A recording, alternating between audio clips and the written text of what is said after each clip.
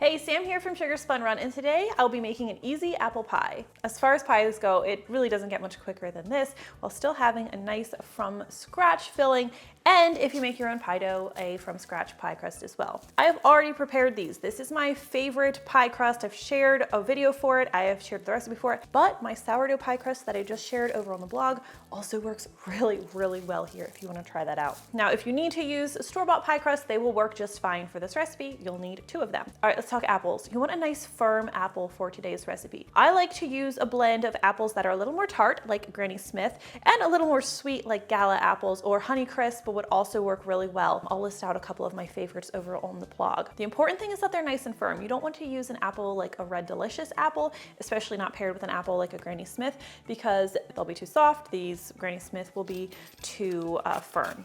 All right, so we're gonna peel these apples. You really don't want to have the skins in your pie to get too tough.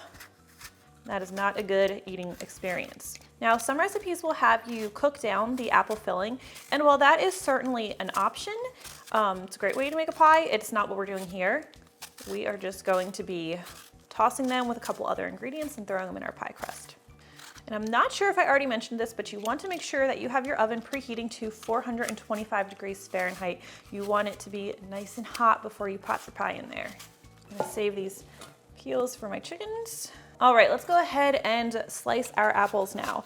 So I like to cut these to be about a 1/4 inch thick. The important thing is that you try to get them to be all the same thickness, that way they cook evenly. Now, I think I mentioned in the beginning that we're using 3 pounds of apples for this recipe. After you slice them, you end up with about 9 or 10 cups of apples. I didn't peel a whole apple. Sorry. I don't know what it is about this one. I just didn't see it. All right, let's start slicing. I'm gonna drop these into a large mixing bowl. I find myself usually actually going slightly smaller than a 1/4 inch in thickness, but I don't usually go all the way down to an 1/8 inch thick. The peeling and the slicing is the longest part of this process, but I absolutely maintain that it is completely worth it to make your own apple pie filling rather than use one out of a can. All right, well, that took me a little under 15 minutes to peel and slice all of these, and I'm not the most deft peeler in the world, so really don't think that's too bad. It's worth the time. Okay, so to flavor these apples, we are going to use 1/4 cup each of firmly packed light brown sugar and granulated sugar. We're also going to be using a 1/4 cup of all-purpose flour. This helps thicken the filling a little bit, but I have found this is just the right balance so that it thickens it so it's not super wet and juicy, but it doesn't make the filling pasty, which is a pet peeve of mine. We're also going to add a teaspoon of ground cinnamon and just a 1/2 teaspoon of regular old table salt. All right, let's whisk these ingredients together. Before I add this to the apples, I am going to add just a tablespoon of lemon juice and just a 1/2 teaspoon of vanilla extract. Though you could be a little more generous and use a teaspoon if you like a sweeter, richer filling. Now, I just use cinnamon in the filling, but if you like other spices, a dash of nutmeg or a little bit of allspice could also work just fine in here. So let me just toss the apples briefly to try and get that vanilla and lemon distributed. And then let's add this mixture. We'll just sprinkle this over top and toss everything together until all the apples are coated with that mixture. If you have any apple slices stuck together, this is the time to make sure they break apart. And that's important because you want to get the flavor on every single slice, and any slices that are stuck together are just likely to take longer to cook, to bake. All right, I'm going to set this to the side and we're going to roll out our pie crust. Clean up for a moment. So today's pie, I am going to be baking in a 9-inch pie plate, but you could certainly use a 9.5 inch instead. And I'm just going to turn this out into a lightly floured surface, lightly flour my rolling pin, and roll this out to be about a 12-inch circle. Now, when you are rolling out pie crust, you always want to make sure it's not sticking to the bottom's not sticking to your counter. So just move it periodically and dust a little more flour underneath if necessary. And I mentioned before, this is my favorite pie crust. This is it's the crust I make with sour cream. It has a really nice depth of flavor. My family's been using it for years and it comes together super fast in a food processor. But if you are someone with sourdough starter and a lot of sourdough discard in your house, definitely check out that sourdough pie crust. I don't have a video for it, but it is over on the blog. It's just so good. I have to tell you about it. If you've watched my pizza dough video, you know I am utterly incapable of making a nice round circle when I'm rolling out dough. So amoeba is the best you're gonna get from me.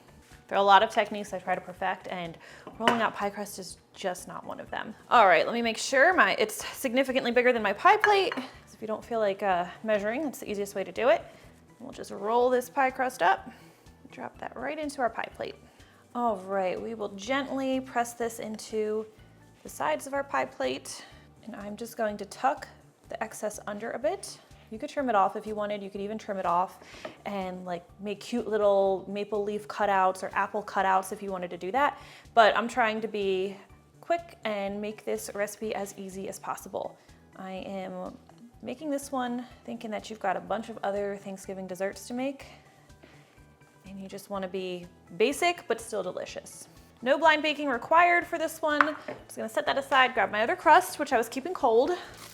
We'll roll this one out, though I don't need it just yet. I hope you look at my pie crust and you realize things don't have to be perfect. They just have to work, and this works. Maybe I'm just trying to make myself feel better. Okay, I'm going to just roll this out of the way for now. Now, before I put the filling in the pie crust, I like to do a little egg wash on the bottom. We're going to need an egg wash for the top, and I just do it on the bottom as well, just to help keep the crust from, it just adds like a nice little barrier between the filling and the pie crust. Helps keep it from getting too soggy. Add just a splash of water. Just ran that over to the sink, but it was about a teaspoon of water. Let's whisk this together. And you want it to be nice and uniform. Otherwise it'll be streaky, and then your egg wash will look streaky. That doesn't matter inside the pie crust. Nobody's gonna see that, but it does matter when you brush the top of it, which we will also be doing. All right, got my pastry brush. We'll do a nice little brush. And let's add our filling. Before I add the filling, I always like to do one more quick stir. Ah! Nobody saw that. And you'll notice things are a lot juicier than when you first left your apples. We'll go ahead and pour these into our pie plate.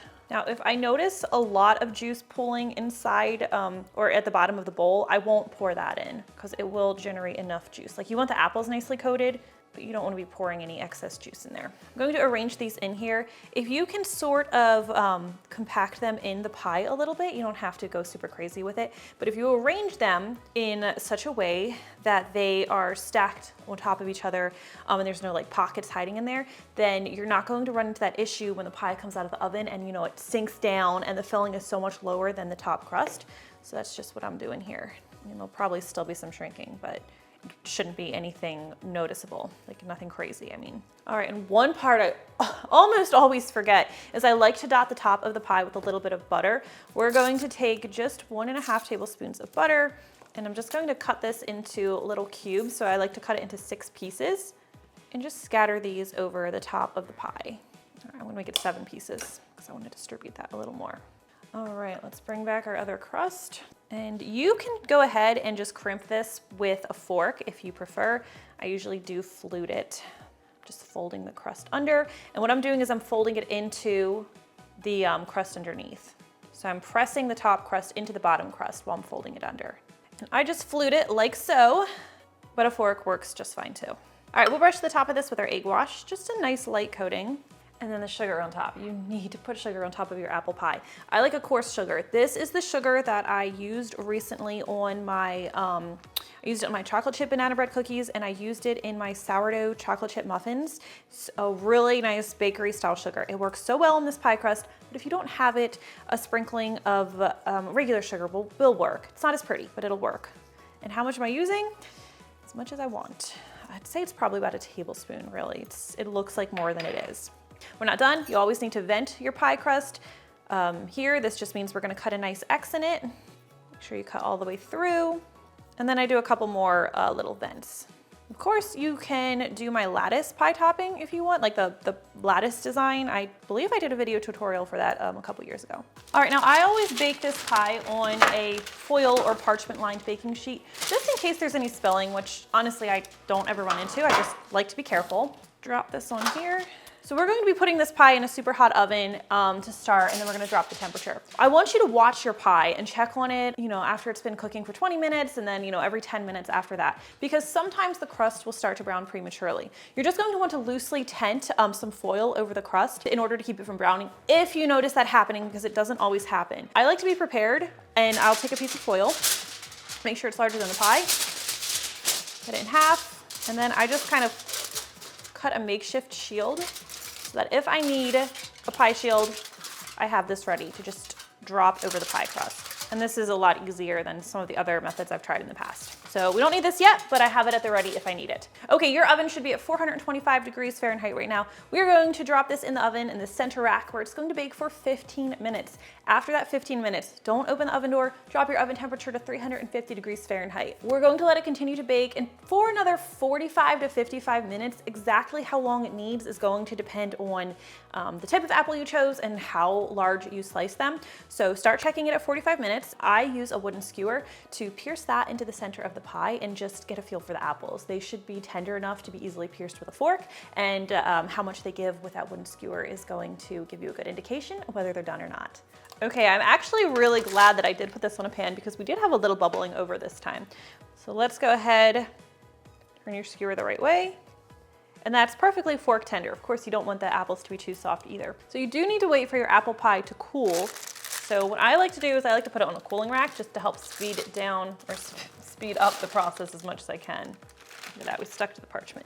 And the reason you want to let it cool is because if you cut into it now, it's gonna be super messy and probably really juicy. As it cools, the thickeners that we put in there, like the flour, will help everything hold together and you'll get much cleaner slices. I'll be honest, odds are really good I'm not gonna be able to wait the several hours it takes to cut into this, but I am gonna give it a little bit more time to not be so piping hot.